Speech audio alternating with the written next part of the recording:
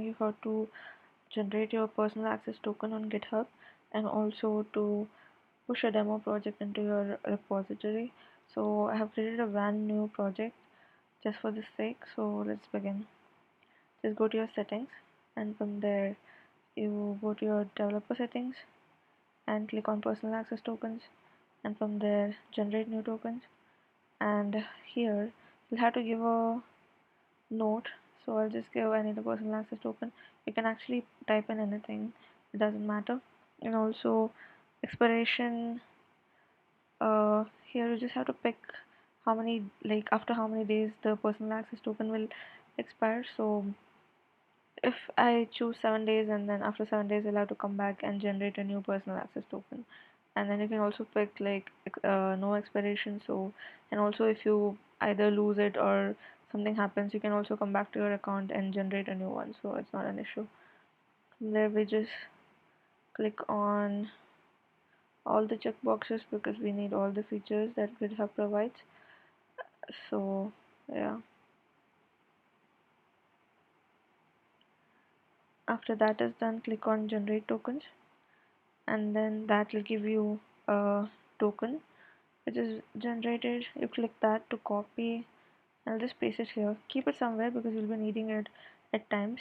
So yeah, after that is done, I'll be also showing you how to uh, use it, so it'll be somewhat useful. So I'm just creating a demo swellkit project.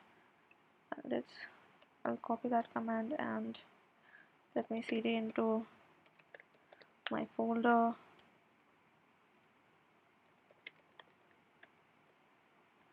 Paste that, and my app here will be your file name as in project name. So I'll just do git project. So that will create a new project for us, and then we can carry on with that. Right now, if you need like a project that you want to build, I would suggest you to go with a skeleton project. But since I'm not going to be doing anything special, I'm going to be going with the demo app, and then I'll just go more with all of these, and then let's do cd and then npm install. It actually has all of the commands that you need, as in it shows all of the commands that you will be needing. And also these are the commands for GitHub, so that you can initialize your GitHub and also add all the files and commit them. So these are basically the same ones that you get on your GitHub. So until that is being done, let's go and create a repository. So I'll be clicking on the logo, and it will show you this button which says create repository. Click on that, and then I'll just do git project as the project name, and description is optional. I'm just going to leave it like that. I'm going to create a new repository. And so you saw these commands over here while initializing. Those are the same things, and it'll actually give you a list of commands that you need to be running so that you'll be able to push the your project to the repository. So I'll just show you the project. npm run dev, and it creates this project over here. So it's like a demo svelte app, and it's gonna stop that. I just did control C, and now let's just do git init. This will initialize git in your project folder, and after that I'll just show you. Let's just do git status. So it'll show you if it is in red, it means you have not added any files there. So these are all the files in that project. And now let's just leave it like that. So these are all the files in your project, and then to add that you just do git add, and this dot means that you want to add all the files present in that folder. So when I click it, and then if I do git status, now you can see all the files are in green. Here it just shows the main folder, so the source one, and here it shows every single file inside that source folder. So main is source, and then app, and then HTML, like that, every single file in that folder. After that is done, we do git commit minus m, as in sorry, hyphen m, and this will be your message that you want to, as in you can see in the commits, these messages will pop up there. So I'll just do post commit.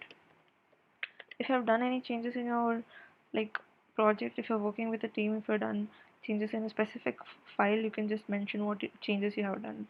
Either it could be like changes in the navbar, changes in this like certain area, like those. But since I'm doing a demo project, I'm just gonna give first commit and then click enter, and we'll go here, and then we'll add our remote origin, paste that.